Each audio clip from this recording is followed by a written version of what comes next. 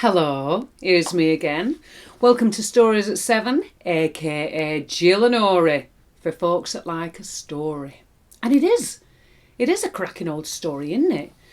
And as Sue said at the end of the last one, Councillor Drosselmieir, Godfather Drosselmieir, is just about to tell the children another story.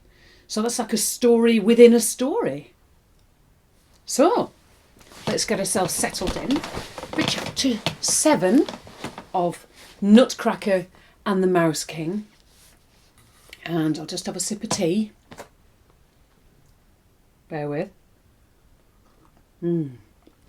Oh, do like a nice cup of tea, me. Are we ready? In my creaky chair. Chapter 7. Point 1. Because this is going to be split in two. I'm going to share it with Sue. Chapter 7. The Story of the Hard Nut. Pirlipat's mother was the wife of a king, that is, a queen.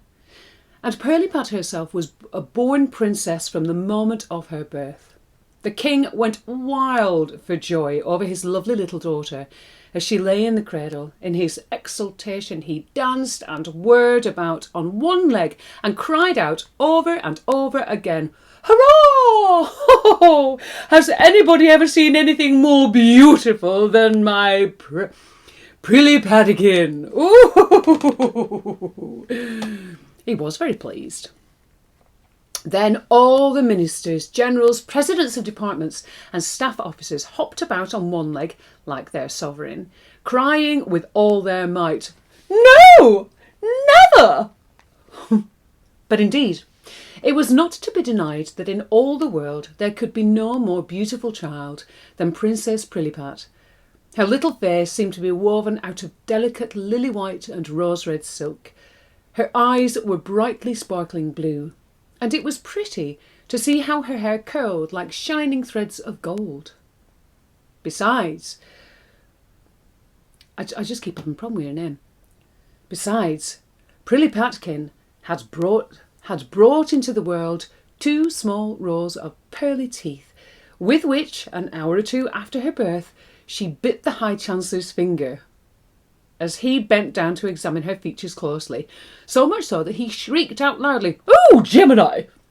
Others maintained that he cried out, "Oh, crikey!" And opinions are strongly divided on that point to this day.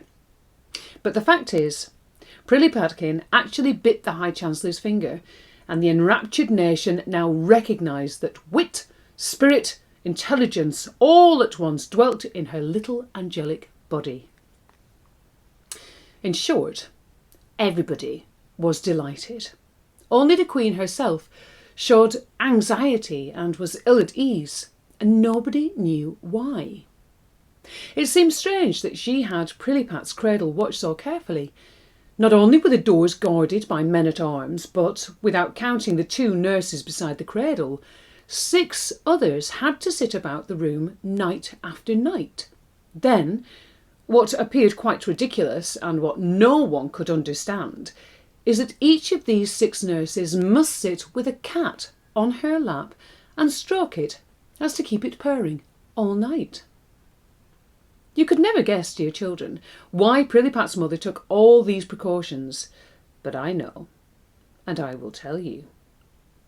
It happened that once a number of illustrious kings and highly distinguished princes had assembled at the court of Prilipat's father, on whose account there were grand doings, and many tournaments, plays, and court balls. The king, in order to prove beyond doubt that he had no lack of gold and silver, was minded for once in a way to dip deeply into the crown treasures, and bring out something worthy of the occasion.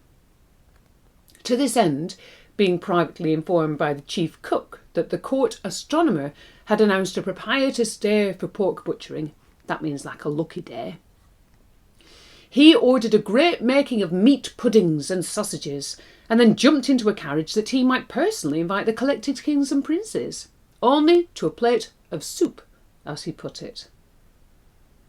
the better to enjoy their surprise over the costly banquet. Next, he addressed the Lady Queen in his most winning tones. "It is well known to you, my dear, how fond I am of sausage meat." The Queen knew very well that he knew very well what he would be at, and it was just this, that she herself, as had often done before, would undertake the serious cookery business with her own royal hands. The High Treasurer must at once send a great golden sausage pot and the silver stewpans to the kitchen. A huge fire of sandalwood was kindled there, and the Queen tied on her apron, and soon all the pots and pans were steaming with the sweet odours of pudding making. Oh, it's making me quite hungry. That was right up to the council chamber stole this beautiful, tempting smell, till the king, seized by hearty delight, could not restrain himself. "Excuse me, my lords," he exclaimed, flew quickly down to the kitchen, kissed the Queen, and did a little stirring of the pot with his gold sceptre, and then went back, well pleased, to the council. Now, it came to that important point where the bacon should be cut into little bits and broiled over a silver gridiron. The court ladies stood aside, since the Queen, out of loyalty in respect of her royal husband, would perform this task alone. But as soon as the bacon began to sputter, a tiny wee whispering voice made itself heard.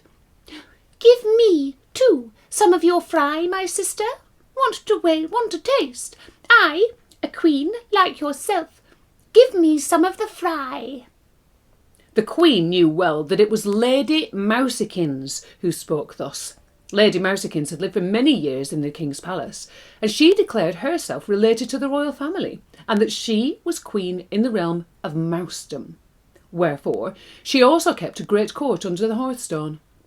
Now, our Queen was a kind, good-natured lady, and while she would not exactly recognise Lady Mousekins as a queen and her sister, she had not the heart to grudge her a taste of the nice things on feast days, and called out, "Come along, Lady Mousekins, you may always taste my bacon." Thereupon out popped Lady Mousekins, very smartly, jumped up onto the hearth, and with her pretty little paws snapped up one shred of bacon after another, which the Queen held out to her. But next came leaping forth all the uncles and cousins of Lady Mousekins, and into the bargain her 7 sons, right mischievous scamps, who threw themselves on the bacon, not to be kept off for all the frightened Queen could do. Luckily, the chief lady-in-waiting arrived to the rescue. Well, what's she going to do? What is this chief lady-in-waiting going to do to Lady Mousekins? Sue will be here to let you know as Chapter 7 continues. Gosh, how very exciting. I keep saying that. It's because it actually properly is.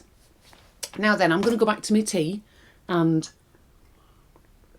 I'll see you à demain. Well, I won't, because that means tomorrow. Unless you watch this tomorrow, because that is the beauty of social media. But I shall see you very soon, I hope. Thank you for joining us on this journey. It's a cracker, innit? Take care.